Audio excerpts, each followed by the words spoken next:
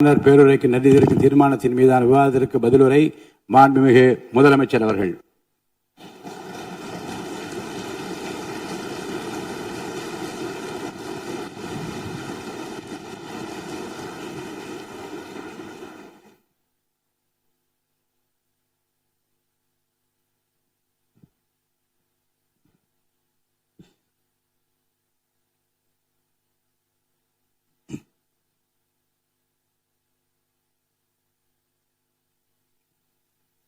மாண்புமிகு பேரவைத் தலைவர் அவர்களே, மாபெரும் தலைவர்கள் வழிநடத்திய மாண்பும் மாபெரும் வரலாற்று சிறப்பு கொண்ட இந்த சட்டமன்ற பேரவையின் 17வது சட்டமன்ற பேரவைக்கு நம்மையும் நம்ம தமிழக வெற்றிக் கழகத்தை சார்ந்த சட்டமன்ற உறுப்பினர்களையும் தேர்ந்தெடுத்து அனுப்பின நிரந்தரமாக என் நெஞ்சில் குடியிருக்கும் தாயன்புமிக்க தமிழக மக்கள் அனைவருக்கும் என்னுடைய மனப்பூர்வமான நன்றிகள். 17வது சட்டமன்ற கூட்டத்தொடரின் முதல் ஆளுநர் உரையின் மீதான நன்றி தெரிவிக்கும் தீர்மானத்திற்கு பதிலுரை வழங்க வாய்ப்பளித்த மாண்புமிகு பேரவைத் தலைவருக்கு நம் வணக்கத்தை தெரிவித்துக் கொள்கிறோம். மாண்புமிகு பேரவைத் தலைவர் அவர்களே, இந்த 17வது மாமன்றத்தில் அதிகப்படியான 12 கட்சிகளை சேர்ந்த பிரதிநிதிகள் தேர்ந்தெடுக்கப்பட்டிருக்கும். நாம கொள்கை ரீதியாகவும் நிலைப்பாடு ரீதியாகவும் வேறுபட்டு இருந்தாலும் மக்கள் பணி செய்வதுதான் நம்ம எல்லாருக்கும் பிரைமரியா இருக்கிற ஒரே எய்ம்.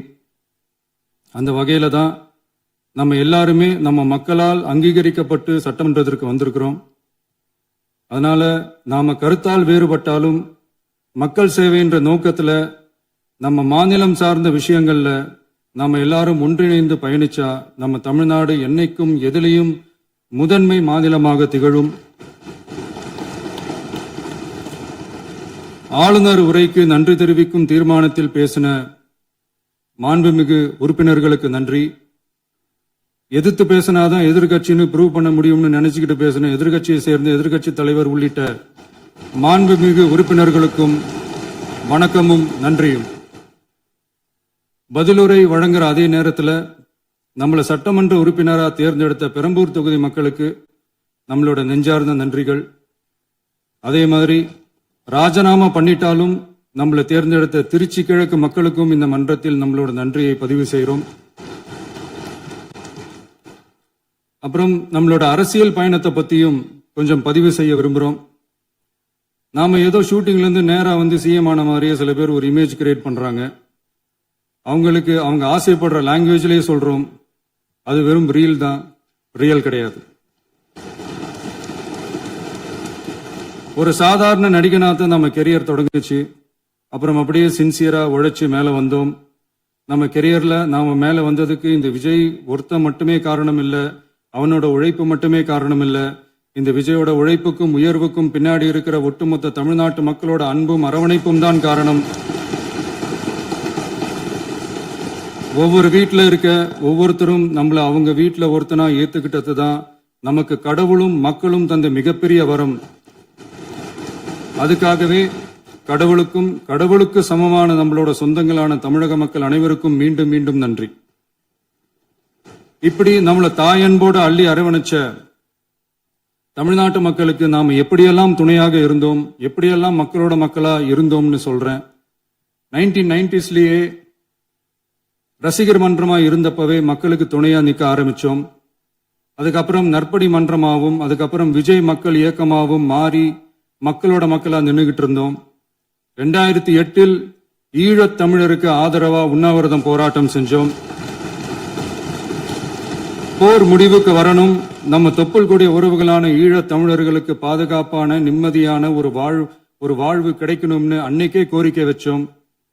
2009 ஆரம்பிச்ச விஜய் மக்கள் இயக்கம் வழியா நம்மளோட மக்கள் நல பணிகளை எக்ஸ்டெண்ட் அண்ட் எக்ஸ்பேண்ட் பண்ணிக்கிட்டே வந்தோம். கல்விக்கு துணையா இருந்தோம், சோசியல் சர்வீஸ் செஞ்சோம், வெள்ள நிவாரணத்துல துணையா இருந்தோம், கொரோனா காலத்துல மக்களுக்கு தோள் கொடுத்தோம். விலையில்லா விருந்தகம், குருதியகம், முட்டைப்பால் ரொட்டி திட்டம், விழியகம், பயிலகம், நூலகம், இப்படி பல வழியில மக்களுக்கு துணையா இருந்தோம். அப்புறம் நம்மளோட திரைப்படங்கள்ல நம்மளால முடிஞ்ச வரைக்கும் ஊழல் எதிர்ப்ப சொன்னோம், சமூக நீதியை சொன்னோம், கல்வியை பத்தி சொன்னோம், அரசியலை பத்தி சொன்னோம். அரசியலை பத்தி பேசுனதுனால நம்ம படங்கள் சந்திச்ச இதுவரைக்கும் சந்திக்கிற பிரச்சனையை பத்தி எல்லாருக்குமே தெரிஞ்சதுதான். இது மட்டும் இல்லாம 2011ல நாகப்பட்டினத்துல மீனவர் பிரச்சனைகளுக்கு ஆதரவா ஒரு பெரிய பொதுக்கூட்டம் நடத்தினோம். மீனவர்கள் மீதான தாக்குதலை கண்டிச்சு பேசி அதுல நம்மளோட எதிர்ப்பை பதிவு செஞ்சோம்.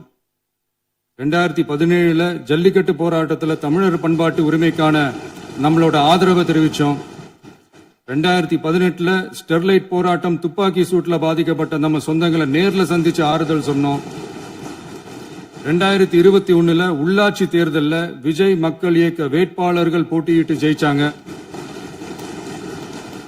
கல்வி விருது விழா நடத்தி சிறந்த மதிப்பெண் பெற்ற மாணவ மாணவிகளுக்கு ஊக்கத்தொகையும் பரிசும் கொடுத்தோம்.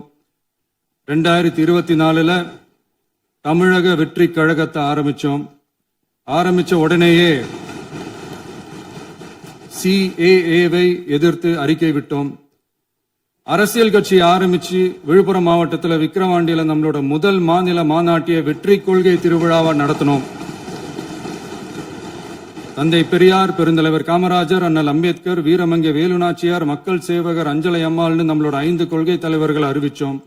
இந்தியாவிலே 2 பெண் ஆளுமைகளை கொள்கை தலைவர்கள் அறிவிச்ச ஒரே கட்சி நம்ம டிவிக்கு மட்டும்தான் என்ற பெருமையோடு அறிவிச்சோம். பெரியார் சொன்ன மாதிரியே அவர் சொன்னதுல நமக்கு ஏற்புடையதை மட்டும் எடுத்துக்கிட்டோம். அவரோட கடவுள் மறுப்பு கொள்கையில நமக்கு உடன்பாடு இல்லைன்னு ஓப்பனா அறிவிச்சோம். நமக்கு கடவுள் நம்பிக்கை உண்டுன்னு அறிவிச்சோம். யாரோட நம்பிக்கைக்கும் நாம் எதிரானவங்க இல்லைன்னு தெளிவா அறிவிச்சோம். பெண் கல்வி, பெண்கள் முன்னேற்றம், சமூக சீர்திருத்தம், சமூக நீதி, இப்படி பெரியாரோட கருத்துக்களை நிறையவே ஏத்துக்கிட்டோம்னு அறிவிச்சோம். அண்ணல் அம்பேத்கரோட சம வாய்ப்பு, சம நீதி, சமத்துவத்தை ஃபாலோ பண்ணுவோம்னு அறிவிச்சோம். பெருந்தலைவர் காமராஜரோட மதச்சார்பின்மையை ஏத்துக்கிட்டதோட அவரோட நேர்மையான நிர்வாகத்தையே ஒரு கொள்கையா ஏத்துக்கிட்டோம்னு அறிவிச்சோம். வீரமங்கை வேலு நாச்சியாரோட மண் மீட்பையும் சமூக நல்லிணக்கத்தையும் பின்பற்றுவோம்னு அறிவிச்சோம்.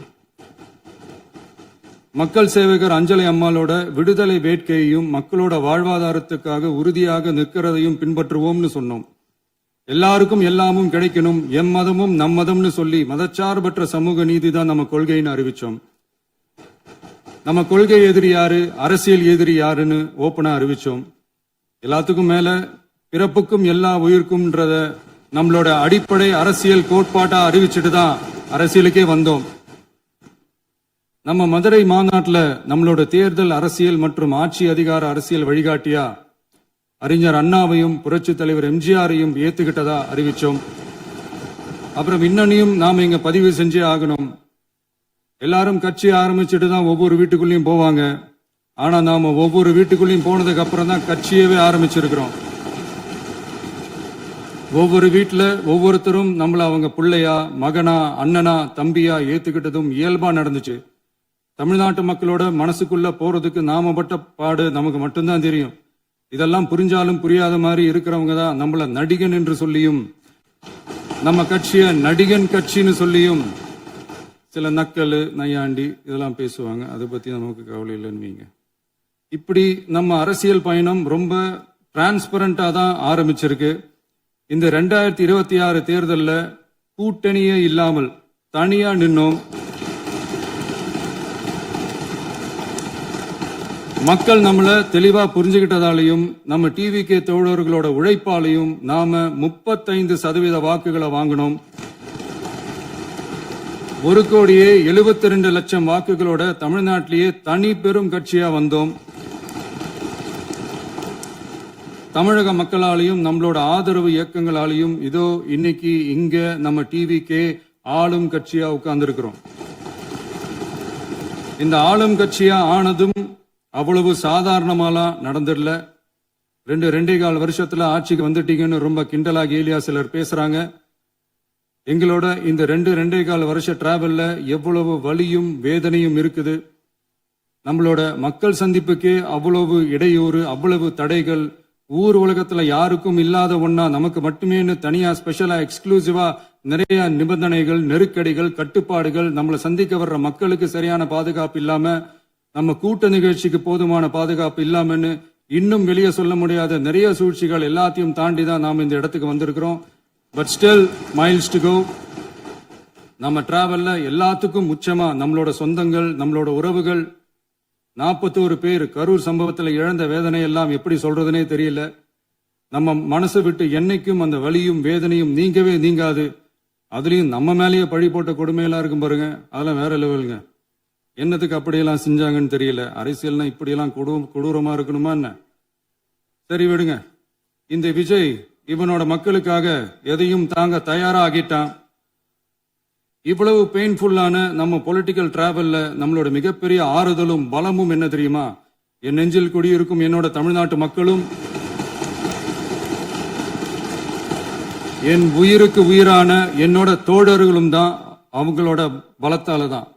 அன்னைக்கு 1967ல முன்னாள் முதல்வர் மாண்புமிகு அறிஞர் அண்ணா அவர்கள் தலைமையில் அமைஞ்ச சாமானியர்களோட ஆட்சி மாதிரி, 1977ல முன்னாள் முதல்வர் மாண்புமிகு புரட்சி தலைவர் எம்ஜிஆர் அவர்கள் தலைமையில் அமைஞ்ச மிக சாமானியர்களோட ஆட்சி மாதிரி, இதோ இன்னைக்கு அதே வரிசையில 2026 சட்டமன்ற தேர்தல்ல இந்த விஜயோட தோழர்கள் இடம்பெற்ற ஒரு மிக மிக சாமானியர்களின் ஆட்சி அமைஞ்சிருக்கு. வாகை சூடும் வரலாறு திரும்பி இருக்கிறது. இப்படி ஒரு தீர்ப்பை மக்கள் அளிச்சதுனாலதான் தமிழக வரலாற்றில் ஒரு மகத்தான கூட்டணி ஆட்சியை நாம் அமைச்சிருக்கிறோம். இளைஞர்களால என்ன செய்ய முடியும், பெண்களால என்ன செய்ய முடியும்னு கேட்டவங்களுக்கான பதில் தான் இன்னைக்கு அமைஞ்சிருக்கிற நம்ம ஆட்சி. ஒரே ஒரு குடும்பம் மட்டும் முக்கியம்னு சொல்றது நம்மளோட ஆட்சி அதிகார அரசியல் இல்ல. தமிழ்நாட்டில் இருக்கிற ஒவ்வொரு குடும்பமும் முக்கியம்னு சொல்றது தான் நம்ம அரசியல். நம்மளோட ஆட்சி அதிகாரம் அதான் நம்மளோட மனசாட்சி உள்ள மக்கள் ஆட்சி. இந்த 2026 தேர்தல்ல யாராலும் உடைக்கவே முடியாதுன்னு சொன்ன மதத்தை உடைச்சோம், சாதியை உடைச்சோம், முக்கியமா காசு கொடுத்து ஓட்டு வாங்குற ஒரு நச்சு கலாச்சாரத்தையே சுக்கு நூறா தூள் தூளா உடைச்சிருந்தோம். நாம கிளீன் கவர்னன்ஸ் அண்ட் குட் கவர்னன்ஸ்ல உறுதியா இருக்கிறோம். இப்ப மட்டும் இல்ல, எப்பவுமே இப்படிதான் இருப்போம்.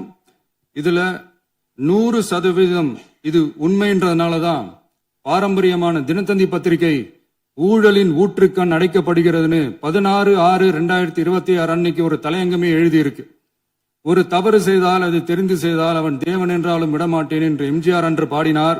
அதை இன்று விஜய் செயலில் காட்டுகிறார்னு அந்த எடிட்டோரியல்ல எழுதியிருக்கு. இந்த நேரத்துல தினத்தந்திக்கு நம்மளோட நன்றியை தெரிவிச்சுக்கிறோம். அரசியலுக்கு வந்து 2 வருஷம் தான் ஆகுது. உங்களுக்கு என்ன தெரியும், உங்களால என்ன முடியும்னு கேலியா கேட்டவங்களுக்கு தினத்தந்தியோட பதிலை இப்போதைக்கு போதும்னு நினைக்கிறேன். என்னென்னமோ செய்வான்னு சொல்றானே இந்த விஜய், பல வருஷமா இருக்கிற ஒரு பதவி வெறி பிடிச்ச அரசியலை உடைச்சி எப்படி செய்வான்னு நம்ம மக்களை யோசிச்சிருப்பாங்க. இதோ இப்போ நம்ம மக்களுக்கு புரிஞ்சிருக்கும். இப்பவும் சொல்றோம், இது வெறும் ஆரம்பம் தாங்க. இந்த மாபெரும் சபையிலிருந்து கேட்கிற மக்களே, நமக்கு கொஞ்சம் அவகாசம் கொடுங்க. இதுக்கு முன்னாடி, அதாவது 2017 கடைசியில இருந்து 2026 ஏப்ரல் வரைக்கும் இருந்த புண்ணியவான்கள் ஆட்சியில ஒவ்வொரு டிபார்ட்மெண்ட்லயும் போட்ட ஏராளமான ஓட்டைகளை அடைச்சிக்கிட்டே படிப்படியா மக்களுக்கு நல்லதையும் செஞ்சுக்கிட்டே வருவோம். அதனாலதான் நமக்கு எதிரா யார் யாரோ சேரவே மாட்டாங்கன்னு நினைச்சவங்க எல்லாம் ஒன்னா சேர்றாங்க. நம்ம ஆட்சிக்கு டேட்டு குறிக்கிறாங்க.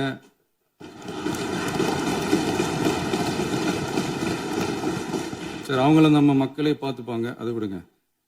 நாம ஆட்சிக்கு வந்து சரியா 40 நாள் ஆகுது. அதுக்குள்ள என்ன செஞ்சீங்கன்னு கேக்குறாங்க. ஒரு லிஸ்ட் ஒன்னு சொல்றேன் கேளுங்க.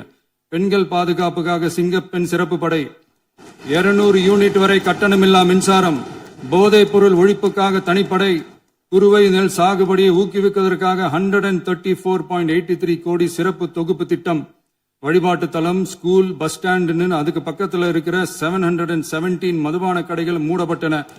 அங்க வேலையில் இருந்தவர்களுக்கு வேறு கடைகளில் வேலை, கவனிக்கப்படாமல் விடப்பட்ட அம்மா உணவகங்கள் புதுப்பிக்கப்பட்டன. பத்திரப்பதிவு துறையில் பகல் கொள்ளைக்கு புல் ஸ்டாப் வைக்கப்பட்டுள்ளது. வருகையில்லா ஆவண பதிவு முறை கொண்டுவர உத்தேசிக்கப்பட்ட செயல்பாட்டில் உள்ளது.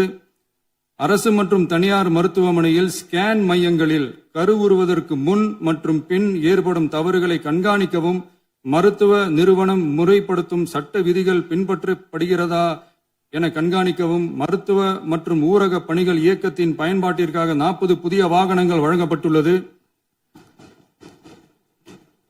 கூட்டுறவு வங்கியின் ஏழை எளிய மக்கள் வாங்கிய கடனுக்கு முதல் முத்தாய்ப்பாக ரூபாய் 2045 கோடி தள்ளுபடி வழங்கி ஆணையிடப்பட்டுள்ளது. ஒன்றிய அரசிடம் கேட்டுக்கொண்டதற்கிணங்க கடந்த 2 வருடமாக நிறுத்தி வைக்கப்பட்ட இருந்த ஜல் ஜீவன் மிஷன் திட்டம் புதுப்பிக்கப்பட்டு ஜல் ஜீவன் மிஷன் திட்டம் 2.0 நடைமுறைக்கு கொண்டு வரப்பட்டுள்ளது. 18,500 கோடி அளவில் உறுதியளிக்கப்பட்ட காஞ்சிபுரம் மாவட்டத்தில் மைய விரிவாக்க திட்டம், கோயம்புத்தூரில் மின்னணு பொருட்கள் மற்றும் மின்னணு அமைப்புகள் உற்பத்தி திட்டம் மற்றும் திருவள்ளூர் மாவட்டத்தில் காட்டுப்பள்ளி LNT கப்பல் கட்டும் தளம் விரிவாக்க திட்டத்திற்கு ஒப்பந்தங்கள் போடப்பட்டுள்ளன. அனைத்து நிர்வாக நடவடிக்கைகளும் மின்னணு முறையில் மாற்றம் கொண்டு வர நடவடிக்கை எடுக்கப்பட்டு வருகிறது. சட்டவிரோத கல்குவாரி மற்றும் அனுமதியின்றி கனிமங்களை எடுத்துச் செல்வது தடுக்கப்பட்டுள்ளது. பல்வேறு குவாரிகள் சீல் வைக்கப்பட்டுள்ளன. கனிமங்களை கண்காணிப்பது, எல்லைகளை நிர்ணயிப்பது மற்றும் ஆளில்லா விமானம் மூலம் அளவீடு செய்வது போன்றவற்றை செயல்படுத்துவதற்கான பணிகள் மேற்கொள்ளப்பட்டு வருகின்றன. அனைத்து துறைகளிலும் அலுவலர் தலையீடு இல்லாமல் லஞ்ச லாவண்யமற்ற தமிழகத்தை உருவாக்க அனைத்து நடவடிக்கைகளும் முடுக்கிவிடப்பட்டுள்ளது. இதெல்லாம் சாம்பிள் தான், இன்னும் இருக்கு. இந்த வெறும் 40 நாளுக்குள்ளேயே இவ்வளவு செஞ்சிருக்கோம்னா இனி வர்ற நாட்கள்ல கொஞ்சம் கொஞ்சமா படிப்படியா ஸ்டெடியா உழைச்சி லஞ்ச லாவண்யம் இல்லாத, ஊழல் இல்லாத, பெண்களுக்கு பாதுகாப்பான, சுதந்திரமான, டிரான்ஸ்பரண்டான தமிழ்நாட்டை நம்ம சொந்தங்களான தமிழக மக்களுக்கு தர்றதுதான் நம்மளோட ஒன் அண்ட் ஒன்லி டார்கெட். கண்டிப்பா அதை நிறைவேற்றியே காட்டுவோம். 8 கோடி மக்கள் நம்மளோட இருக்கிறப்போ ஏங்க அதை செய்ய முடியாது? மாண்புமிகு பேரவைத் தலைவர் அவர்களே, தமிழ்நாட்டின் கருவூலம் எப்படி திசை மாறி உருமாறி தேய்ந்து ஓய்ந்து கிடக்கிறதுன்னு சொன்னாங்க. திசை மாறி உருமாறி தேய்ந்து ஓய்ந்துன்னு வசனம் மாதிரி ரைமிங்கா இல்லாம வளமான இலக்கியமா இதே சபையில பேசினவங்களோட திறமையான ஆட்சியில நடந்த நிதி மேலாண்மையை பத்தி வெள்ளை அறிக்கையா வெளியிட்டோம். வெள்ளை அறிக்கை வந்ததிலிருந்தே கண்ணை கட்டுதுங்க. அந்த காலத்துலதான் பிள்ளையோ பிள்ளை, தொல்லையோ தொல்லைன்னு சொன்னாங்க. அதே மாதிரி தாங்க அவங்க ஆட்சியாலையும் அவங்களாலையும் இன்னைக்கு தமிழ்நாட்டுக்கே தொல்லையோ தொல்லை. இப்படி ஒரு நிலைமையை உண்டாக்கி வச்சுட்டு இவங்க சொல்றாங்க நமக்கு ஆட்சி செய்ய தெரியாதுன்னு. நம்ம அமைச்சர்களுக்கும் நம்ம சட்டமன்ற உறுப்பினர்களுக்கும் ஒன்னும் தெரியாதுன்னு. ஆமாங்க, எங்களுக்கு தெரியாதுதான். எங்க சட்டமன்ற உறுப்பினர்களுக்கும் அமைச்சர்களுக்கும் மக்கள் பணி செய்ய தெரிஞ்ச அளவுக்கு மக்கள் பணத்தை சுருட்ட தெரியாதுதான்.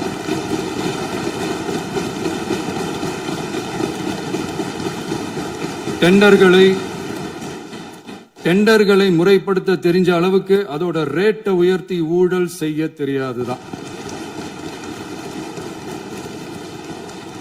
பதவி உயர்வு வழங்கவும் பணி இடமாற்றம் கலந்தாய்வு நடத்தவும் தெரியுமே தவிர பதவி உயர்வுக்கும் பணியிட மாற்றத்திற்கும் பணம் பறிக்க தெரியாதுதான். புதிய பணியிடங்கள் உருவாக்க தெரியுமே தவிர அந்த பணியிடங்களை பணத்துக்கு விற்க தெரியாதுதான். கோயில்கள்ல நடக்கிற நிர்வாக சீர்கேட்ட தடுக்க நீங்க பேசுங்க, நீங்க கண்டிப்பா பண்ணுங்க. கோயில்கள்ல நடக்கிற நிர்வாக சீர்கேட்ட தடுக்க தெரியுமே தவிர கோயில் பணத்தை கொள்ளையடிக்க தெரியாதுதான். தங்கத்தை உருக்கி தாரை வார்க்க தெரியாதுதான். கனிம வளத்தை பாதுகாக்க தெரிஞ்ச அளவுக்கு கனிமத்தை வித்து கொள்ளையடிக்க தெரியாதுதான். அரசு வருமானத்தை அரசு கஜானாவுக்கு மாத்த தெரிஞ்ச அளவுக்கு அந்த பணத்தை தனிப்பட்ட கஜானாவுக்கு மடை மாத்த தெரியாதுதான். போதை கலாச்சாரத்தை தடுக்க தெரிஞ்சவங்களுக்கு போதை கலாச்சாரத்தை வளர்க்க தெரியாதுதான். நம்ம குடும்பத்தில் இருக்கிற பாட்டி, அம்மா, அக்கா, தங்கச்சி, குழந்தைங்களை, பெண்களை மதிக்க தெரிஞ்சவங்களுக்கு ஓசி பஸ், 1000 ரூபாய் கேஸ், இப்படியெல்லாம் பேச தெரியாதுதான். எங்க உறுப்பினர்களுக்கும் அமைச்சர்களுக்கும் மக்கள் சேவை தெரிந்த அளவிற்கு சுயநல தேவையை செஞ்சிக்க தெரியாதுதான். அதனாலதான் சொல்றோம், எங்களை பார்த்து எதுவும் தெரியாதுன்னு சொல்றவங்களுக்கு சொல்றோம், இதெல்லாம் எங்களுக்கு தெரியாதுதான். உங்களை மாதிரி முறைகேடுகளை செய்யறத நாங்க தெரிஞ்சுக்கவும் போறதில்ல, தெரிஞ்சுக்கவும் ஆசைப்படல. அத கடைசி வரைக்கும் எங்களுக்கு தெரியாமலே இருந்துட்டு போகட்டும். அதனால நாங்களும் எங்க மக்களும் வெரி வெரி ஹாப்பி தான்.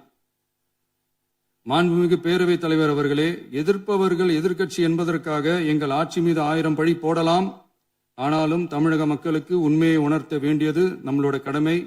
மின்வெட்டை பொறுத்தவரை தமிழ்நாடு மின்மிகை மாநிலமாக இருந்தாலும் கடந்த காலங்களில் ஏற்பட்ட நிர்வாக குளறுபடிகளும் மின்சார சாதனங்கள் மற்றும் மின் மாற்றிகளில் ஏற்படும் பழுதாலும் வேண்டுமென்றே சிலரின் நடவடிக்கைகளாலும் இந்த மின்வெட்டிற்கு காரணமாக உள்ளது. மின் விநியோக மீட்பு நடவடிக்கைகளை ஒருங்கிணைப்பதற்காக எதிர்பாராமல் இரவு நேரங்களில் ஏற்படும் மின் தடங்களை விரைந்து சரி செய்வதில் 10 உயர்மட்ட கண்காணிப்பு குழுக்கள் மற்றும் 125 சிறப்பு மின் தடை நீக்க ரோந்து வாகனங்கள் வழங்கப்பட்டு 24 மணி நேரமும் கண்காணிக்கப்படுகிறது. கூடுதலாக தற்போது 77 புதிய மின் தடை நீக்க மையங்களும் உருவாக்கப்பட்டுள்ளன. விரைவில் இந்த மின்வெட்டு நிலைமை அறவே நீக்கப்படும். மாண்புமிகு பேரவைத் தலைவர் அவர்களே, நம்ம விவசாயிகள் எல்லாரும் நம்மள நல்லா புரிஞ்சுக்கிட்டு தமிழக வெற்றி கழகத்தை ஏத்துக்கிட்டாலும் எதிர்கட்சிகளோட தூண்டுதலால சில இடங்கள்ல சில போராட்டங்கள் நடக்குது. எதிர்கட்சிகள் என்னதான் சித்து வேலை செஞ்சாலும் விவசாய பெருமக்கள் எல்லாரும் நம்ம ஆட்சி அவங்களுக்கான ஆட்சிதான் நல்லா புரிஞ்சுதான் வச்சிருக்கிறாங்க. இந்த வருஷம் எல் நினோ விளைவா எப்பவும் இருக்கிறத விட இந்த டைம் மழை குறையுங்கிறதையும் நம்ம விவசாயிகள் உணர்ந்துதான் இருப்பாங்க.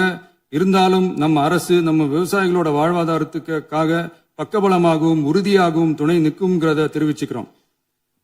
நம்ம தமிழகத்தில் ஏற்கனவே நடந்த அதி அற்புதமான சூப்பரான நிர்வாக திறன் கொண்ட 50 வருஷ அரசியல் அனுபவம் கொண்ட 2.0, 3.0, 4.0 பல 0.0 மாடல் ஆட்சி நடத்த கனவு கண்டவங்களோட அட்டகாசமான ஆட்சிக்காரங்க பல்வேறு விதமான நிதி நெருக்கடியை நம்ம மக்களுக்கும் நமக்கும் பரிசா கொடுத்துட்டு போய் இருந்தாலும் கூட்டுறவு வங்கிகளின் மூலம் 75,000 வரை பயிர்கடன் பெற்று குறு சிறு இதர பெரு விவசாயிகளுக்கு 100% முழுமையான பயிர்கடன் தள்ளுபடியும் 75,000க்கு மேல் கடன் பெற்றவர்களுக்கு குறைந்தபட்சமாக 35,000 பண பயன் கிடைக்கும் அளவிற்கு மொத்தம் 14,43,504 விவசாயிகளுக்கு ரூபாய் 5,932.23 கோடி பயிர்கடன் தள்ளுபடி வழங்கப்பட்டுள்ளது. மாண்புமிகு பேரவைத் தலைவர் அவர்களே, நாம ஒன்றியத்தில் கூட்டுறவு கூட்டாட்சி, மாநிலத்தில் சுயாட்சி என்ற கொள்கையை கொண்டவங்க தான் ஏற்கனவே அறிவிச்சிருக்கிறோம். தற்போதைய ஒன்றிய அரசு சார்ந்த கட்சியுடன் அரசியலில் கொள்கை அளவில் நேர் எதிராக நிக்கிறவங்க தான் நாம.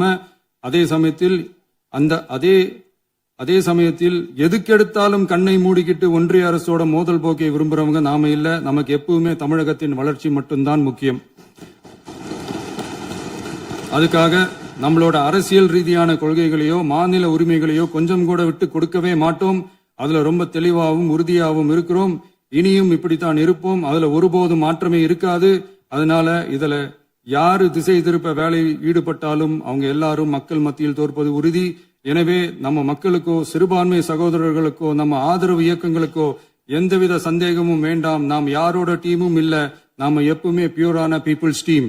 இன்னும் சொல்ல போனா நாம secular team, social justice team. மாண்புமிகு பேரவைத் தலைவர் அவர்களே, அரசு விழாக்கள், கல்வி நிறுவனங்கள் மற்றும் பல அதிகாரப்பூர்வ நிகழ்ச்சிகளோட தொடக்கத்துல நம்ம தமிழ்தாய் வாழ்த்த பாடுறதுதான் வழக்கமா இருக்கு. தமிழ்தாய் வாழ்த்த பொறுத்த வரைக்கும் நம் அரசு இதுல நம்மளோட உறுதியான நிலைப்பாட்டை ஒன்றிய அரசுக்கு மிக தெளிவா தெரிவிச்சிருக்கு. அது இல்லாம இதில் மாநில அரசின் கொள்கைக்கு ஏற்ப ஒன்றிய அரசின் அறிவிக்கையில் திருத்தம் மேற்கொள்ள கோரிக்கையும் விடுக்கப்பட்டுள்ளது. நீட் தேர்வை பொறுத்தவரை கிராமப்புற மற்றும் பொருளாதார ரீதியாக பின்தங்கிய மாணவர்களுக்கு சமமான வாய்ப்பை வழங்குவதில்லை. மருத்துவ கல்வியில் சமூக நீதி மற்றும் சம வாய்ப்பை நீட் பாதிக்கிறது என்பதை உணர்கிறோம். எனவே மருத்துவ படிப்புகளுக்கான சேர்க்கையை 12ஆம் வகுப்பு மதிப்பெண்களின் அடிப்படையில் நடத்த வேண்டும் என்று நமது அரசு வலியுறுத்தி வருகிறது. மத்திய அரசிடம் நீட்டிலிருந்து தமிழ்நாட்டிற்கு விலக்கு வழங்க வேண்டும் என்று கோரிக்கை விடுத்துள்ளது.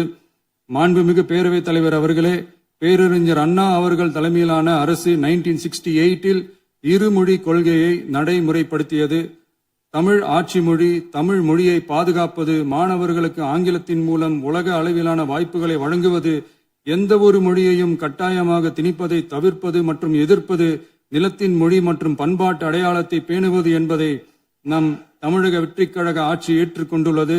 எனவே தமிழ்நாட்டில் தமிழ் ஆட்சி மொழி மற்றும் இருமொழி கொள்கை என்பதில் நமக்கு மாற்று கருத்தே இல்லை. மாண்புமிகு பேரவைத் தலைவர் அவர்களே, கடந்த 11/6/2026 அன்று நடந்த நிதி ஆயோக் கூட்டத்தில் தமிழ்நாடு அரசின் சார்பாக கலந்து கொண்டு வறுமையற்ற தமிழ்நாடு இயக்கம் உருவாக்க தேவையான நிதியையும் தமிழ்நாட்டுக்கு 2 எய்ம்ஸ் மருத்துவமனைகளை தருமாறும், மருத்துவம் மற்றும் பல் மருத்துவ படிப்பிற்கு 12ஆம் வகுப்பு மதிப்பெண் அடிப்படையில் இடங்களை நிரப்புதல் குறித்தும், செயற்கை நுண்ணறிவு தொடக்க நிறுவன வளர்ப்பு மையங்கள் தமிழ்நாட்டில் அமைக்கவும், இளைஞர் திறன் மற்றும் வேலைவாய்ப்பு இயக்கம் செயல்படுத்த வேண்டியும், பெண்கள் தலைமையிலான வளர்ச்சி குறித்தும், மீனவ சமுதாயங்களின் வாழ்வாதாரம் மற்றும் மீன்பிடி படகுகள் மற்றும் மீனவர்களை விடுவித்தல் குறித்து நிரந்தர நடவடிக்கை எடுக்க வேண்டியும், காலநிலை தாங்கும் தன்மை பெருந்திட்டம் 2045 கீழ் விண்வெளி உற்பத்தி மையத்தை தேசிய விண்வெளி உற்பத்தி மையமாக அறிவிக்க கோரியும், தமிழ்நாட்டில் சாலை போக்குவரத்து நெடுஞ்சாலை மற்றும் ரயில்வே அமைச்சகத்தின் மேம்பாட்டு குறித்தும், அனைத்து கிராமங்களையும் டிஜிட்டல் இணைப்பு வசதி ஏற்படுத்துதல் குறித்தும், கூட்டு குடிநீர் திட்டம் தொடரவும்,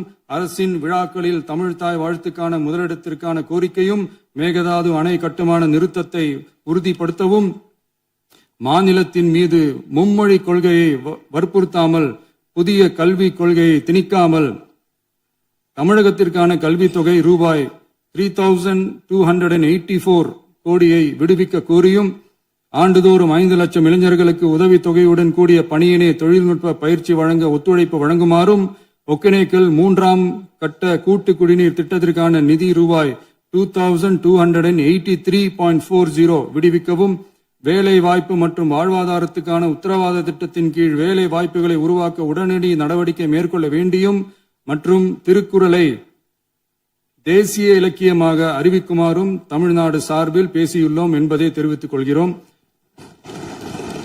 மாண்புமிகு பேரவைத் தலைவர் அவர்களே, அண்டை மாநிலங்களுடனான நட்புறவு ஒரு மாநிலத்தின் வளர்ச்சிக்கும் நாட்டின் ஒற்றுமைக்கும் மிகவும் அவசியமானது.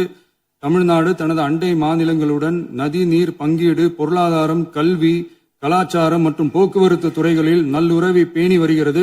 பரஸ்பர மரியாதை, ஒத்துழைப்பு மற்றும் கூட்டாட்சி தத்துவத்தின் அடிப்படையில் அண்டை மாநிலங்களுடனான நட்புறவை வலுப்படுத்தவும் நமது ஆட்சியில் காக்கப்படுகிறது. மாண்புமிகு பேரவைத் தலைவர் அவர்களே,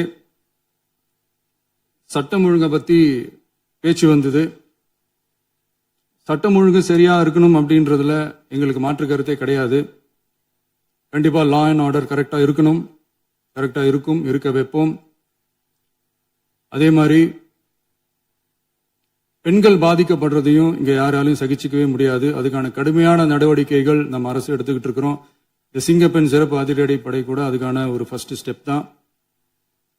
அதே மாதிரி இந்த போதைப் பொருள் நடமாட்டம் அதை கண்ட்ரோல் பண்றதுக்கும் நம்ம அரசு கடுமையான நடவடிக்கைகள் எடுத்துக்கிட்டு இருக்கிறோம். அதையும் கண்டினியூ பண்ணி எடுப்போம். மாண்புமிகு பேரவைத் தலைவர் அவர்களே, இப்ப நான் சொன்ன இந்த பிரச்சனைகள்லாம் 2026 போன மாசம் மே மாசம் 10ஆம் தேதி புதுசா வந்துடல. இதெல்லாம் பல வருஷமா இருக்கிற பிரச்சனைகள் தான், பல வருஷமா கண்டுக்காம விட்ட பிரச்சனைகள் தான். இன்னைக்கு எதிர்கட்சிக்காரங்க அதை பத்தி கேட்கும் போது எனக்கு அது அக்கறையா தெரியல, அவதூறு அரசியலா தான் தெரியுது, பழி போடுற அரசியலா தான் தெரியுது. இப்படி அவதூறு பழி போடுறவங்களை பார்த்து ஒன்னே ஒண்ணுதான் கேட்கணும்னு தோணுது. கடந்த 9-10 மாசமா நம்ம ஸ்டேட்ல சட்டம் ஒழுங்கு டிஜிபியே இல்ல. சட்டம் ஒழுங்கு டிஜிபியை போடுங்கன்னு சொல்லி எல்லாம் ஓஞ்சி போயிட்டோம். போன ஆட்சியில நடந்ததுக்கெல்லாம் இப்பதான் விடையே கண்டுபிடிக்கிறோம் நம்ம ஆட்சியில்.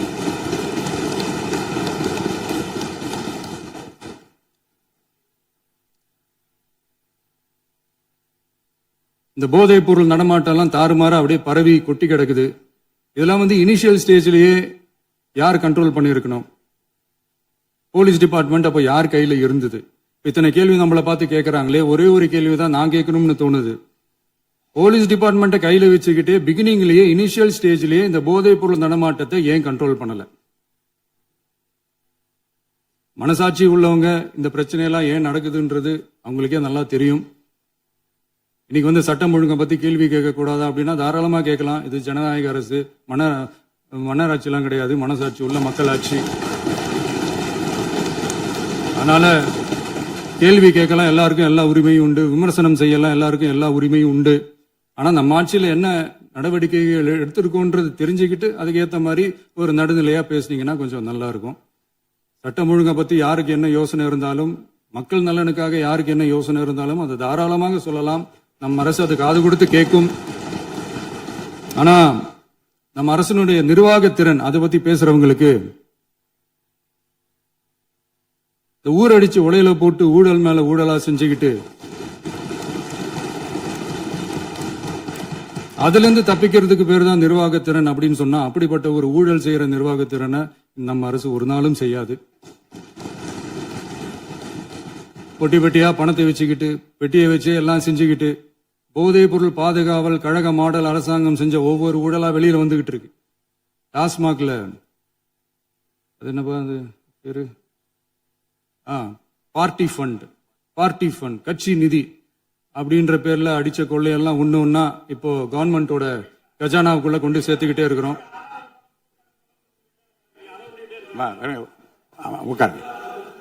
மாண்புமிகு முதல்வர்கள் பதில் உரைக்க பிறகு முதல்வர் பதிலுக்கு பிறகு நேரம் தரேன். அப்ப பேசட்டும், அவங்க பேசட்டும், அவங்கள பேச அனுமதி. உட்காருங்க உட்காருங்க.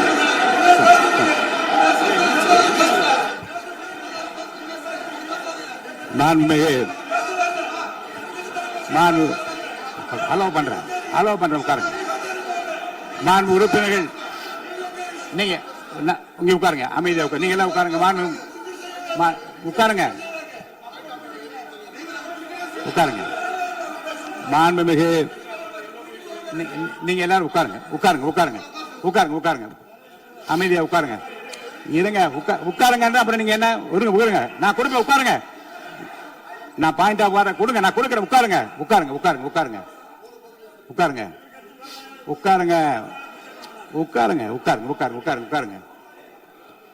மாண்புமிகு முதல்வர் அவர்கள் கோர்வையாக நிதானமாக சொல்லிக்கொண்டே இருக்கிறார். நீங்க குறிப்பெடுத்து வைத்துக் கொள்ளுங்கள். பேசி முடித்தவுடன் நான் உங்களுக்கு அவகாசம் தருகிறேன். நீங்க ஒண்ணு சொல்லுங்க, என்ன என்று நீங்க சொல்லுங்க. சொல்லுகிற வாய்ப்பை நான் உங்களுக்கு தருகிறேன். இப்போது மாண்புமிகு முதலமைச்சர் உங்கள் உரையை தொடரலாம்.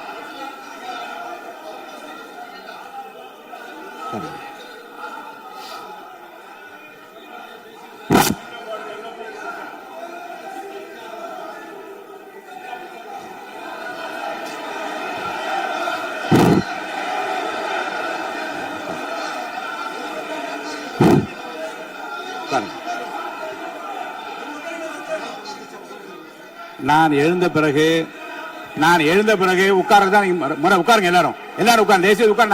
நான் அலோவ் பண்றேன். உட்காருங்க, அமைதியா உட்காருங்க. நான் அலோவ் பண்றேன், அமைதியா உட்காருங்க. அங்க இருந்து குரல் கொடுக்காதீங்க, உட்காருங்க.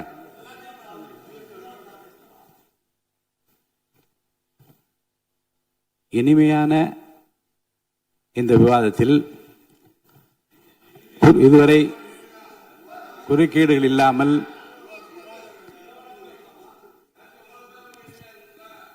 கொஞ்சம் அமைதியா இருங்க.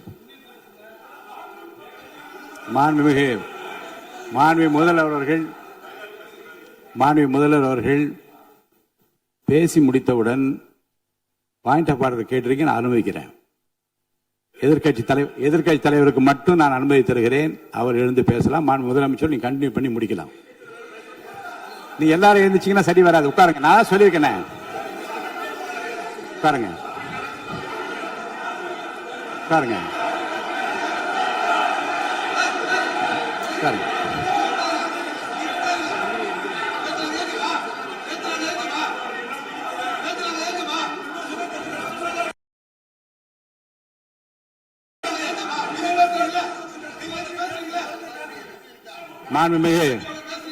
மாண்பு உறுப்பினர்கள் அமைதி காக்க வேண்டும். நேற்று எதிர்க்கட்சி தலைவர் பேசுகிற போதும் அவர் பேசுகிற எல்லாவற்றுக்கும் நான் அனுமதி அளித்தேன்.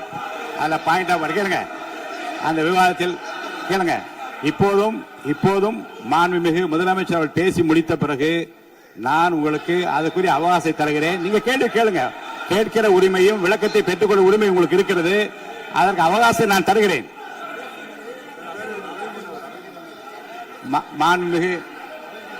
மாண்புமிகு உறுப்பினர் அமருங்க.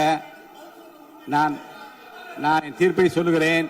மாண்புமிகு முதலமைச்சர் அவர்கள் பேசி முடித்தவுடன் எதிர்க்கட்சி தலைவருக்கு அந்த வாய்ப்பை நான் தருகிறேன். நிச்சயமா அந்த கேள்வி கேட்கலாம். உட்காருங்க எல்லாரும். முன்னவர் பேசுங்க. மாண்பு பேரவைத் தலைவர் அவர்களே, இன்று இவர்கள் முயற்சி செய்வது, அவர் ஆளுங்கட்சியாக இருக்கின்ற போது, இருங்க நான் சொல்லிடுறேன் பிளீஸ். ஒரே நிமிஷம் நான் சொல்லிடுறேன் பிளீஸ். ஆளும் கட்சியாக இருக்கின்ற போது நீங்கள் சொன்ன ஒரே வார்த்தை, நாங்கள் பேசி முடித்ததற்கு பிறகு குறிப்பிடுத்துவிட்டு நீங்கள் எந்த கேள்வி வேண்டுமானாலும் கேட்கலாம் என்று ஒரு முறையை நீங்கள் பின்பற்றினீர்கள் அதே முறையை இப்போது பின்பற்ற வேண்டும் என்று கேட்டுக்கொள்கிறேன். மாண்புமிகு பள்ளிக்கல்வித்துறை அமைச்சர், மாண்புமிகு பள்ளிக்கல்வித்துறை அமைச்சர். மாண்புமிகு பேரவைத் தலைவர் அவர்களே, நேற்றைய தினம் கூட எதிர்க்கட்சி தலைவர் சொன்னதை முழுமையாக கேட்டு இறுதியில் ஒரு வாய்ப்பு தந்தீங்க. அதுவும் இல்லாம இந்த நேரத்தில் நேரலையில் நீங்களும் பாக்குறீங்க.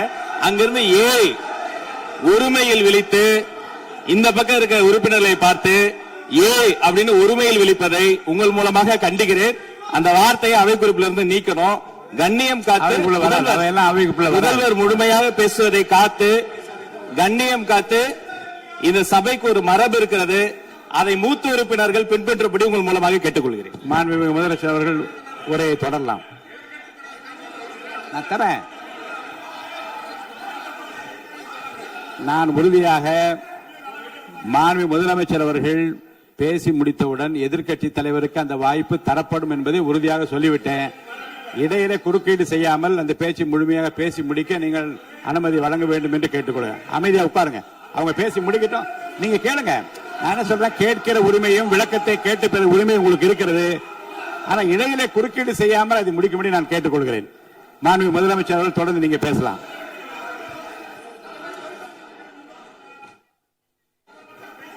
எதிர்க்கட்சி தலைவர் அவர்கள் உங்கள் கட்சியினுடைய உறுப்பினரை அமைதிப்படுத்த வேண்டும் என்று நான் கேட்டுக்கொள்கிறேன். உங்களுக்கு வாய்ப்பு தரவில்லை என்றால் அவர் ஏன் நிற்பதில் நியாயம் இருக்கு. வாய்ப்பு தரப்போகிறேன். மாண்புமிகு முதலமைச்சர் அவர்கள் பேசி முடித்தவுடன் உங்களுக்கு வாய்ப்பு தரப்படும். அது வரைக்கும் உங்களுடைய உறுப்பினரை அமைதி காக்க நீங்கள் தான் பார்த்துக் கொள்ள வேண்டும். மாண்புமிகு அவை முன்னவர். மாண்புமிகு பேரவைத் தலைவர் அவர்களே, அவர் அப்போது சொன்னது வேறு, இப்போது நடந்து கொள்கிற முறைகள் வேறாக இருக்கிறது.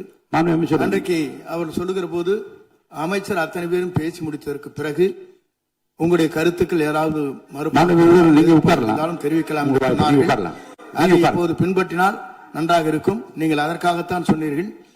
முதலமைச்சர் பேசியதற்கு பிறகு எதிர்க்கட்சி தலைவர் அவர்கள் பேசுவதற்கு வாய்ப்பளிக்கிறோம் என்று சொல்லியிருக்கிறார்கள். ஆகவே அந்த வாய்ப்பை நீங்கள் இல்ல அது பதில் சொல்லணும்னு கேட்டிருக்காங்க. பதில் சொல்லணும் சொல்லியிருக்காங்க. பதில் சொல்லினா தங்க பிரச்சனை இல்ல. அப்படி இல்ல. ஆகவே இல்ல நேற்றைய தினம் நீங்கள் அப்படி பேசிக் கொண்டது ஆறாவது இல்ல. நேற்றைய தினம் உங்கள் பேசுகிற போது ஆறாவது குறுக்கிட்டார்களா? நீங்கள் பேசுகிற போது யாருமே குறுக்கிடவில்லை. நீங்க எவ்வளவு பேசினீர்கள், எவ்வளவு வார்த்தைகள் பேசினீர்கள் என்பதெல்லாம் எங்களுக்கு தெரியும். யாருமே அதில் குறுக்கிடவில்லை. இது முதலமைச்சர், எங்கள் முதலமைச்சர் எதிர்க்கட்சி தலைவர் பேசுகிறவர் யாரும் குறுக்கிட வேண்டாம் என்று சொன்னார்கள். அதை நாங்கள் பின்பற்றினோம். ஆனால் இன்றைக்கு நீங்கள் பின்பற்றவில்லை என்றால் வேதனையாக இருக்கிறார். முன்னவர் நேற்று எதிர்க்கட்சி தலைவர் பேசுகிற போது அடுக்கடுக்காக குற்றச்சாட்டுல வைத்தார். இப்போ அதற்குரிய மாண்புமிகு பொதுப்பணித்துறை அமைச்சர்கள் காலையில் அலுவலகத்தை சந்தித்து அவர்கள் சாட்டிய குற்றச்சாட்டுகளுக்கெல்லாம் ஆதாரங்களை எல்லாம் நான் கொண்டு வந்திருக்கிறேன் என்று சொன்னேன். நான் நேற்று அந்த விஷயம் நேற்றோடு முடிந்து விட்டது. ஆதாரங்களை கொடுங்கள். தக்க நேரத்தில் இதை பற்றி சொல்ல வேண்டிய நேர்ந்தால் நான் இதெல்லாம் ஆய்வு செய்து உரிய நேரத்தில் அவை குறிப்பிட்டு ஏற்றுவதற்கு முன்பாக அவரிடம் காட்டி அதற்கு பிறகு அதை பற்றி முடிவெடுக்கும் என்று நான் சொன்னேன். இப்போதும் சொல்லுகிறேன், மாண்பு முதலமைச்சர் அவர்கள் பேசிக் கொண்டிருக்கிறார். பேசி முடிக்கட்டும். எதிர்க்கட்சி தலைவருக்கு உறுதியாக நான் வாய்ப்பு தருவேன். அவர் கேள்விகளை முன்வைக்கலாம், விளக்கங்களை பெறலாம். இப்போதைக்கு பேரவைத் தலைவர் என்ற முறையில் என்னுடைய முடிவு இதுதான். அவையில் இருக்கக்கூடிய உறுப்பினர்கள் அமரும்படி நான் கேட்டுக்கொள்கிறேன். நான் முதலமைச்சர் அவர்கள் பேச வேண்டிய போ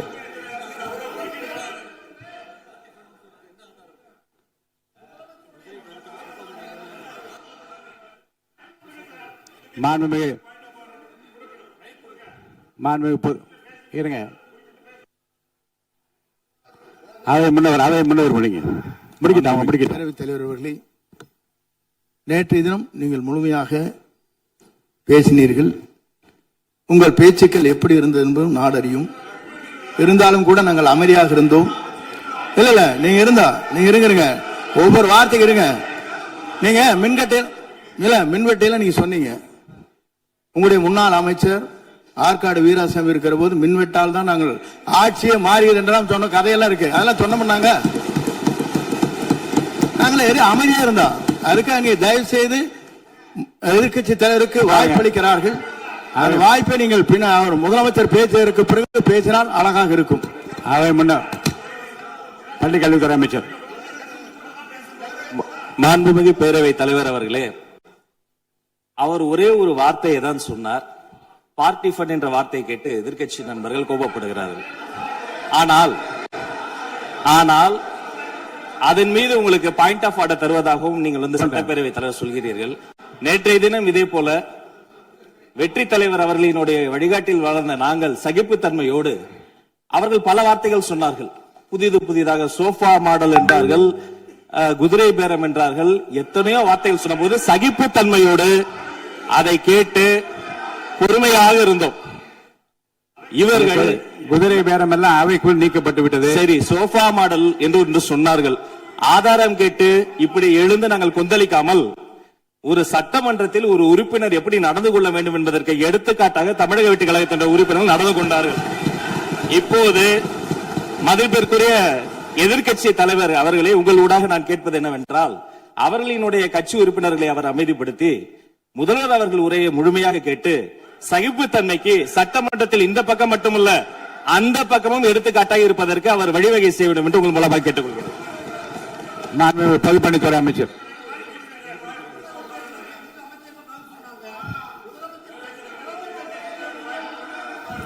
மாண்புமிகு பேரவைத் தலைவர் அவர்களே, திராவிட முன்னேற்ற கழகம் முதல் நாளில் இந்த சபையுடைய மரபையும் பாரம்பரியத்தை பற்றியும் நமக்கு வகுப்பெடுத்தார்கள்.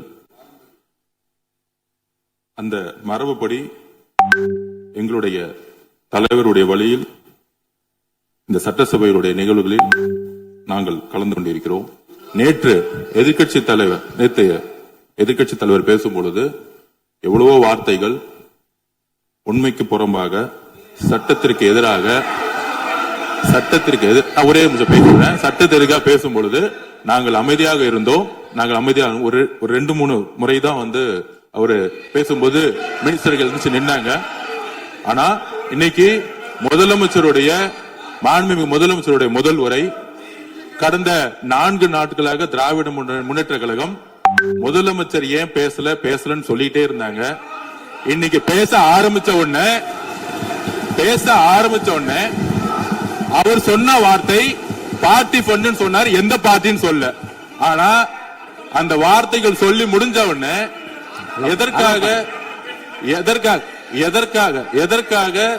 எதற்காக முதலமைச்சருடைய பேச்சு இவங்க வந்து குறுக்கிறாங்கன்னு தெரியல.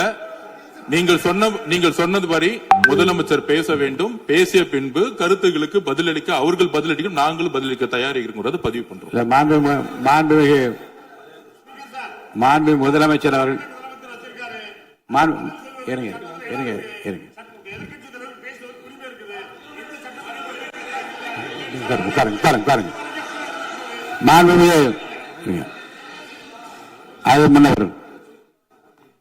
மரபு இருக்கிறது, எப்போது வேணும் பாயிண்ட் ஆஃப் ஆர்டர் இருக்கலாம். இருந்தாலும் கூட நீங்க அந்த மரபை நீங்க கடைபிடித்தீங்களா உங்க ஆட்சியில?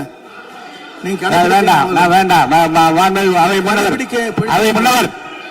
முன்னவர் முன்பு எப்படி நடந்தால் என்பதை பற்றியோ, முன்பு நடந்த நிகழ்வுகள் பற்றியோ நீங்கள் சொல்லி மீண்டும் இந்த அவையினுடைய மாண்பை குறைக்க வேண்டாம் என்று நான் கேட்டுக்கொள்ள வேண்டாம்.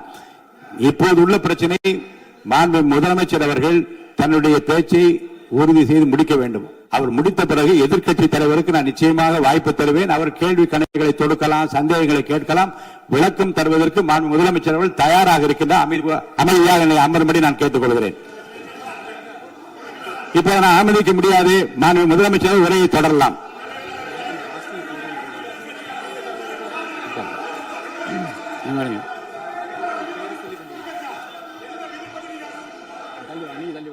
மாண்புமிகு உறுப்பினர் ஆஸ்டின் உங்க இடத்துல போய் உட்காருங்க. மாண்புமிகு உறுப்பினர் ஆஸ்டின், நீங்க ஒரு மூத்த உறுப்பினர், சபை விதிகளை நன்கு தெரிந்த ஒரு உறுப்பினர், நீங்க போய் இடத்துல உட்காருங்க. முதல்ல மாண்புமிகு முதலமைச்சர் அவர்கள் உரையை தொடரலாம். இப்போது எந்த விதமான பாயிண்ட் ஆஃப் ஆர்டர்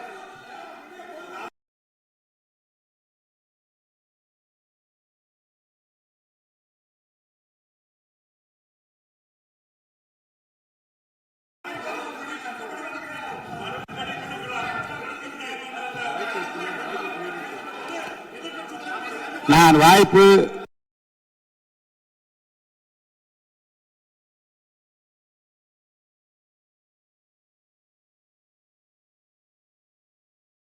வாய்ப்பு இல்லை என்று சொன்னால் நீ எழுந்து நிற்பதிலே நியாயம் இருக்கிறது. உட்காருங்க. வாய்ப்பு உறுதியாக எதிர்க்கட்சி தலைவருக்கு பாயிண்ட் ஆஃப் ஆர்டர் மட்டுமல்ல, உட்கார்ந்து அவர் பேசிய பேச்சுக்களை என்னென்ன இருங்க, என்ன என்ன என்ன என்ன என்ன உங்களுக்கு சந்தேகம் இருக்கிறதோ, வினாக்கள் இருக்கிறதோ அதை நீங்க கேட்கலாம். அவர் பதில் சொல்வதற்கு தயாராக இருக்கிறார். பேசி முடிக்கின்ற வரை அமைதி காக்கும்படி உங்களை நான் கேட்டுக்கொள்கிறேன். மாண்புமிகு எதிர்க்கட்சி தலைவர் முழு ஒத்துழைப்பை நீங்கள் தர வேண்டும் என்று நான் எதிர்பார்க்கிறேன்.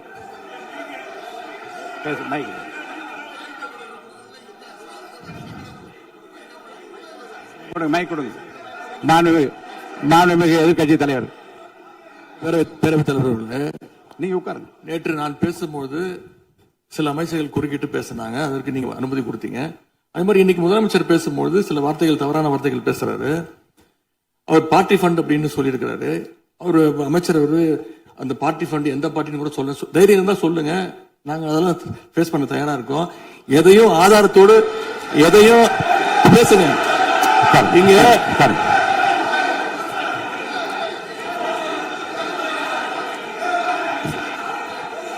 அது மாதிரி பேரவைத் தலைவர் அவர்களே, நேற்று நான் பேசி முடிஞ்சோடனே நீங்க அவை முடிஞ்சிருச்சுன்னு சொல்லிட்டீங்க. நாங்கெல்லாம் வீட்டுக்கு போயிட்டோம். வீட்டுக்கு போய் டிவி போட்டு பார்த்தா அங்க இன்னொரு அமைச்சர் இன்னும் பதில் சொல்லிட்டே இருந்திருக்கிறாரு.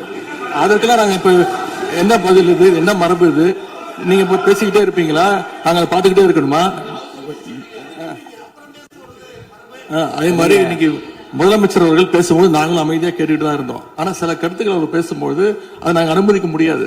ஆதாரத்தோடு ஏதாவது பேசணும்னா, குற்றச்சாட்டுகள் சொல்லும் போது ஆதாரத்தோடு சொன்னீங்கன்னா அதை நாங்க ப்ரூவ் பண்றதுக்கு தயாராக இருக்கு. மாண்புமிகு உறுப்பினர் அவர்கள் இருங்க. நேற்று மாண்புமிகு எதிர்க்கட்சி தலைவர்கள் பேசியதும், மாண்புமிகு பொதுப்பணித் தலைவர்கள் பேசியதும் ஆதாரம் இல்லாமல் பேசக்கூடாது என்று நான் சொன்னேன். ஆய்வு செய்து நீக்கப்பட வேண்டியது நீக்கும் என்று சொன்னேன். இப்போது மாண்புமிகு முதல்வர் அவர்கள் பேசி முடிக்கட்டும். நீங்கள் கூறிய கருத்துப்படி அதில் ஆதாரங்கள் இல்லாத குறிப்பாக இருந்தால் அது நீக்குவதற்குரிய உரிமை எனக்கு இருக்கிறது. ஆய்வு செய்து நான் நடவடிக்கை எடுப்பேன். இப்போது மாண்புமிகு முதலமைச்சர் அவர்கள் பேசலாம். இந்த டாஸ்மாக் மாதிரியே பல டிபார்ட்மெண்ட்லயும், மறுபடியும் சொல்றேன், கட்சி நிதின்ற பேர்ல அடிச்ச கொள்ளைய ஒன்னா கவர்மெண்டோட கஜானாக்குள்ளேயே கொண்டு சேர்த்துக்கிட்டே இருக்கிறாங்க. இப்பவும் சொல்றேன், மக்கள் பணத்துல இருந்து ஒரு பைசா கூட தொடமாட்டோம், தொடவும் விடமாட்டோம், தொட்டா விடமாட்டோம். இதுக்கு முன்னாடி தொட்டவங்களையும் விடமாட்டோம்.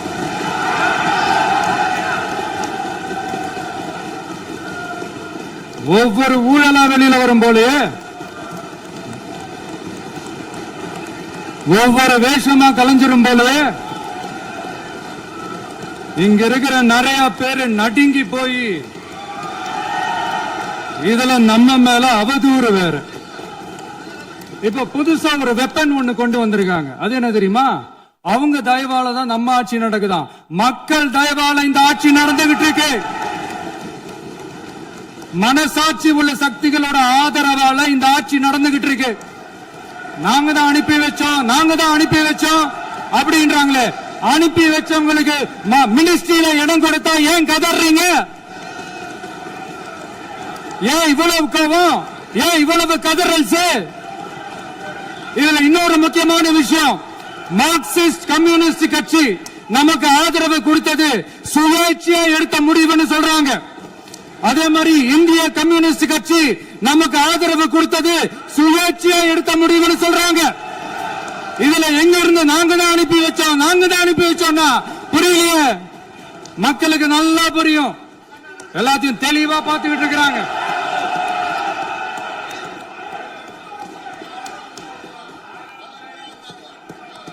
முதலமைச்சர் கண்டினியூ பண்ணலாம். மாண்புமிகு முதலமைச்சர்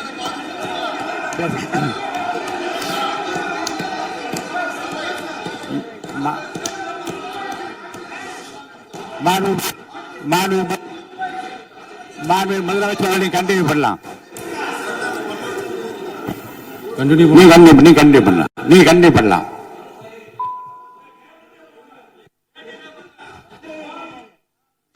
இந்த சமூக நீதி அரசுன்னு சொல்றவங்களை பார்த்து கேட்கிறேன். நம்ம பட்டியலின சகோதரர்களுக்கு எத்தனை அமைச்சர் பதவி கொடுத்தீங்கன்னு கொஞ்சம் சொல்ல முடியுமா? ஆனா நம்மளுடைய அரசுல 8 அமைச்சர் பதவிகள் யாருக்கு? நம்ம பட்டியலின சகோதரர்களுக்கு. எல்லாம் நம்ம அண்ணன், நம்ம தம்பி, நம்ம தங்கச்சிங்க. அண்ணல் அம்பேத்கர் அவர்களுடைய கிட்டத்தட்ட 100 ஆண்டு கால கனவு இப்ப நிறைவேறி இருக்கு. நான் ஏன் கொஞ்சம் சவுண்டா பேசுறேன் அப்படின்னா அவங்களுக்கு கேட்கணும்ன்றதுக்காக தப்பா எடுத்துக்காது. அதே மாதிரி பெண்களோட பாதுகாவலர் நாங்க தான் அப்படின்னு சொல்லிக்கிறவங்கள கேட்கிறேன், எத்தனை பெண்களுக்கு அமைச்சர் பதவியில இடம் கொடுத்தீங்க கொஞ்சம் சொல்ல முடியுமா? எங்க அரசுல 4 சகோதரிகளுக்கு அமைச்சர் பதவி கொடுத்திருக்கிறோம்.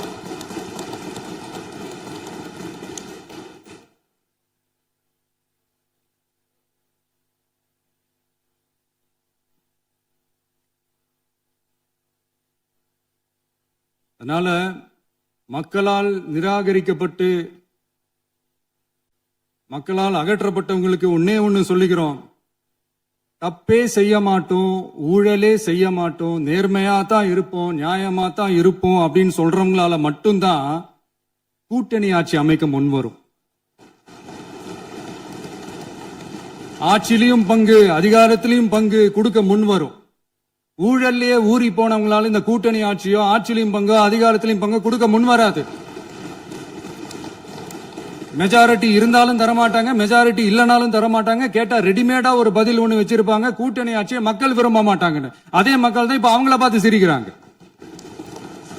நான் பதவி ஏத்த அன்னைக்கு கொஞ்சம் டைம் அவகாசம் கேட்டேன். எதுக்கு கேட்டேன்? நிதி நிலைமைலாம் கொஞ்சம் மோசமா இருக்குது, அதெல்லாம் கொஞ்சம் சரி செஞ்சுக்கிட்டு படிப்படியா கொஞ்சம் கொஞ்சமா நான் கொடுத்த வாக்குறுதிகள்லாம் செயல்படுத்துவேன், அதுக்காக கொஞ்சம் டைம் அவகாசம் கேட்டேன். நான் ஏதோ வேற எதுக்காகவோ வேற யாருக்காகவோ ஏதோ அவகாசம் கேட்ட மாதிரி. அடுத்து இங்க சபையில இல்லாதவங்களை பத்தி பேச வேண்டாம்னு நினைக்கிறேன்.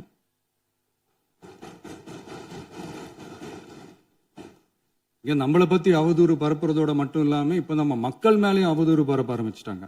மக்கள் நமக்கு ஓட்டு போட்டது தப்பான், குடும்பம் குடும்பமா நமக்கு ஆதரிச்சது தப்பான். இது இப்ப இல்ல, நான் சொல்றது எம்ஜிஆர் அவர்கள் காலத்திலிருந்தே. அப்பவே அவர் ஜெயிச்சப்போ அதே மக்களை தப்பு தப்பா பேசுறது. மக்கள் என்ன பண்ணிட்டாங்க, எம்ஜிஆர் என்ன பண்ணிட்டாரு, எம்ஜிஆர் என்ன இது பண்ணிட்டாரு. 50 வருஷமா ஒரே டெக்னிக்கா.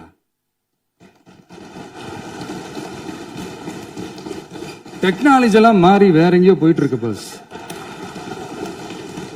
இதுல கொஞ்சம் டெக்னிக்காச்சும் கொஞ்சம் மாத்தினா கொஞ்சம் நல்லா இருக்கும். அதனால மக்களுக்கு யூஸ்ஃபுல்லா இருக்கிற மாதிரி இந்த ஆக்கப்பூர்வமான கருத்துக்களோ ஆக்கப்பூர்வமான யோசனைகளோ இருந்தா சொல்லுங்க, அதை நாங்க டெஃபரெண்டா எடுத்துக்கிறோம். ஆனா அதை விட்டுட்டு இந்த நக்கல் நையாண்டி சம்பந்தம் இல்லாத பேச்சு இதெல்லாம் பேசிட்டு அப்புறம் முதல்வர் பதில் சொல்லல, முதல்வருக்கு பதில் சொல்ல தெரியல அப்படின்னா அப்புறம் என்ன சோஃபா மாடல் ஆட்சியா? அது என்னன்னு புரியறதுக்கு எனக்கு ரொம்ப நாள் ஆச்சு. இந்த சோஃபா செட்டு, டேபிள் சேரு, டீபாய், பர்னிச்சர் பிசினஸ் எல்லாம் வேற எங்க வெளியில போய் பண்ண சொல்லுங்க. அப்படி அந்த பிசினஸ் தான் பண்ணணும்னா நிறைய பிசினஸ் பண்ற மாதிரி வெளியில போய் பண்ண சொல்லுங்க, இங்க சட்டசபைக்குள்ள வேணாம். அதனால ஆக்கப்பூர்வமான கருத்துக்கள் இருந்தா சொல்லுங்க, டெஃபினட்டா அது சரியா இருந்தா நாங்க ஏத்துக்கிறோம். எனக்கு ஒரு குட்டி கதை ஒண்ணு ஞாபகம் வருது, சொல்லாமா? ஒரு ஊர்ல ஒரு பெரியவர் வெயில் ரொம்ப ஜாஸ்தியா இருக்குன்னு சொல்லிட்டு கண்ணுக்கு மேல கை வச்சுக்கிட்டு இப்படி சுத்தி முத்தி தேடிக்கிட்டு இருந்தாராம். அப்ப கூட இருந்த ஒரு சின்ன பையன் என்ன தேடுறீங்க அப்படின்னு கேட்டானா. அதுக்கு அந்த பெரியவர் சொன்னாரா, அது ஒண்ணு இல்ல தம்பி, உங்க அப்பா இங்கதான் இருப்பாருன்னு சொன்னாங்க, அதான் தேடிக்கிட்டு இருக்கேன், எங்க உங்க அப்பாவையா காணோம்?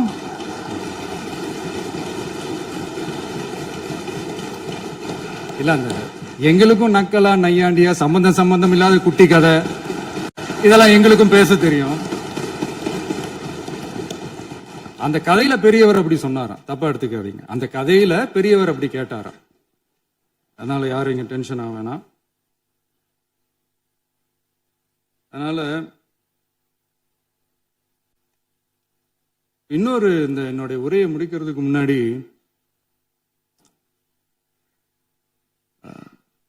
போயிட்டாங்க, பேசலாமா? நிறைய உங்க கருத்துக்களை நீங்க முழுமையாக மன நிறைவோடு பேசலாம். டிவியில் பார்ப்போம். சரி, அதான் 5 நிமிஷம் பேசுனதுக்கே கொலை தூரி இந்த ஆட்டம் அடிச்சு பேசுனா அப்புறம் என்ன பண்றது? கடைசியா நான் இந்த உரையை முடிக்கிறதுக்கு முன்னாடி ஒரு முக்கியமான ஒரு விஷயம் பத்தி சொல்லணும். ஆளுநர் உரை அன்னைக்கு இந்த தமிழ் தாய் வாழ்த்துக்கு அப்புறம் தேசிய கீதம் பாடினது தப்பு, தேசிய கீதம் 2 முறை பாடினது தப்பு, அப்படி ஒரு நிகழ்வு இதுக்கு முன்னாடி இந்த சட்டசபையில நடந்ததே கிடையாது, அந்த மரபே மாத்திட்டீங்க, இப்படி ஒரு பெரிய ஒரு போர் மாதிரி எதிர்கட்சியை சார்ந்தவங்க எல்லாம் சொன்னாங்க இல்லையா? அந்த மாநில உரிமை போராளிகளை, அந்த மரபு காக்கிற உரிமை போராளிகளை ஒரே ஒரு கேள்விதான் கேட்கணும். 2021 ஆகஸ்ட் 2 ஞாபகம் இருக்கா? Centenary celebration of Tamil Nadu legislature. அந்த ஃபங்க்ஷன்ல நம்ம முன்னாள் முதலமைச்சர் கருணாநிதி அவர்களோட கலைஞர் அவர்களுடைய கலைஞர் அவர்களுடைய புகைப்படத்தை மாண்புமிகு குடியரசுத் தலைவர் திறந்து வைக்கிற ஒரு ஃபங்க்ஷன். அந்த ஃபங்க்ஷன்ல national anthem followed by Tamil தாய் வாழ்த்து அப்படின்னு அறிவிச்சது ஞாபகம் இருக்கா? அதாவது தேசிய கீதத்துக்கு அப்புறமா 2வது முறையா, நோட் திஸ் பாயிண்ட் மாண்புமிகு பேரவைத் தலைவர் அவர்களே, பிளீஸ் நோட் திஸ் பாயிண்ட். தேசிய கீதத்துக்கு அப்புறம் 2வது முறையாக தமிழ் தாய் வாழ்த்து பாடப்படும் அப்படின்னு சொன்னது ஞாபகம் இருக்கா? அதுவும் முத்தமிழ் அறிஞர் அப்படின்னு சொல்ற நம்ம கலைஞர் அவர்களுடைய அந்த புகைப்படம் வெளியிட்டு விழாவில் அவர் இருந்த இதே சபையில தமிழ 2வது இடத்துக்கு தள்ளினது யாருன்னு ஞாபகம் இருக்கா? அது மட்டும் இல்ல, அந்த தேசிய கீதத்தை நாட்டுப்பண் நேஷனல் ஆந்தம்னு சொல்லி அதே ஃபங்க்ஷன்ல கடைசியா ஃபங்க்ஷன் முடியும் போது செகண்ட் டைம் தேசிய கீதம் பாடினதும் ஞாபகம் இருக்கா? இதே அவையில் தான், அது அவை குறிப்பிலும் இருக்கிறது, இதே அவையில் தான் நடைபெற்றது. இந்த தக்க நேரத்தில் இந்த ஆதாரங்களை அளித்த மாண்பு முதல்வர்களுக்கு நன்றியை தெரிவித்துக் கொள்கிறேன். டவுட் இருந்தா இந்த புக்கை பார்த்து தெரிஞ்சுக்கலாம். அதனால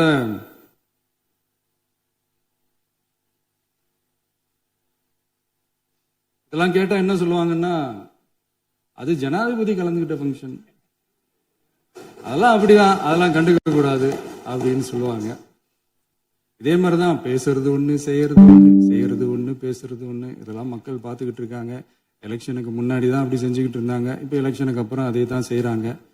இந்த விஜயையும் சாமானியர்களின் உண்மையான சமூக நீதி அரசையும் அவமானப்படுத்துறதுக்கு தான் அவங்களோட அந்த பொலிட்டிக்கல் சீனியாரிட்டி அது பயன்படுத்துது போல. சரி, செய்யட்டும், நல்லா செய்யட்டும். இப்போ ஆனாலும் நம்மளுடைய மாநில உரிமை, மொழி உரிமை, உத்தமபுத்திரர் போல வேஷம் போடுற எதிர்கட்சிக்கு ஒன்றை மட்டும் ஆணித்தரமாக சொல்றோம். உங்களை மாதிரி தமிழ்னு சொல்லிக்கிட்டு, மொழி, பண்பாடு, கலாச்சாரம்னு சொல்லிக்கிட்டு ரெட்டை வேஷம் போடுறவங்க நாங்க கிடையாது. உலகெங்கும் வாழும் என் தமிழ் சொந்தங்களுக்கு நம்முடைய உத்தரவாதம் தமிழ் தான் எங்க உயிர் நாடி அப்படின்றத மறக்க மாட்டோம். இப்பவும் சொல்றோம், மாநில உரிமையில எப்பவும் உறுதியா இருப்போம். அதே சமயத்துல அரசியல் வேற, ஒன்றிய மாநில அரசுகளுக்கு இடையே இருக்கிற நிர்வாக அணுகுமுறை வேற. இதுல நாங்க ரொம்ப தெளிவா இருக்கிறோம். அதனால எங்களுக்கு பாடம் எடுக்கிறதா நினைச்சுக்கிட்டு உங்க வேஷத்தை நீங்களே கொஞ்சம் கொஞ்சமா கலைச்சிக்கிட்டே வர்றீங்க, மறந்துடாதீங்க. அப்புறம் நேத்து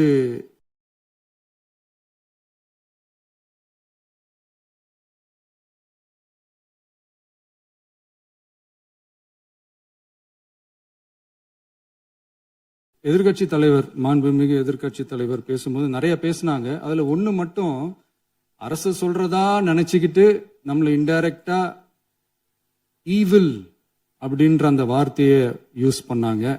எனக்கு ஒண்ணுதான் சொல்லணும்னு தோணுது. ஈவில்ஸ்னு டெவில்ஸ் பேசக்கூடாது.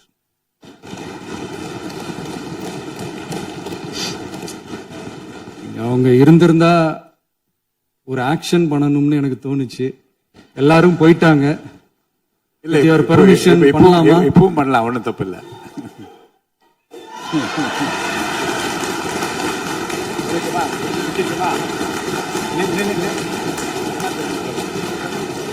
யார் சொல்றாங்க? முடிச்சுல எழுந்து சொல்லணும், உட்காந்து சொல்லட்டுமா?